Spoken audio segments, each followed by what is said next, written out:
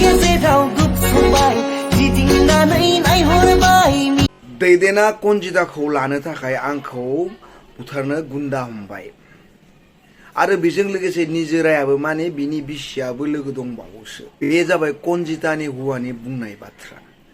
बे पस्टखौ होनायनि उनाव बिसोरो भिडिअ बानायदों, जमा भिडिअ बानायनानै नैबे भिडिअखौ आपल'ड खालामदों।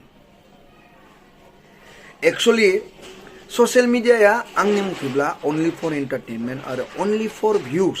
नों जुदि भिउस मोनोब्ला अब्लासो फैसा खामायनो हागोन। आं सानो रायजोफोर बेफोर गासिबो बिसोरनि भिउसनि षड्यन्त्र मिथिबाय।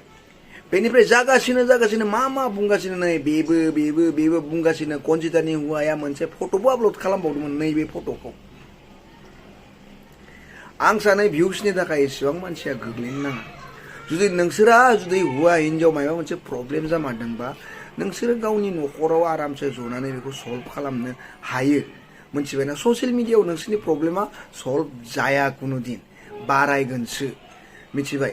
आरो जुदि नोंसोरो बेखौनो लुगैयो बा मानिनांगोन नोंसोरखौ बापरे बाप। रायजोफोर नोंसोरो मा सानो बिसोरो भिउसनि थाखाय बेफोरखौ खालामगासिनो दङ? हा बे सोरनि प्लानिं? कनजिताया बेफोरबायदि प्लानिंखौ खालामनो रोङा। माने मानिनांगोन आरो रायजोफोर बापरे बाप।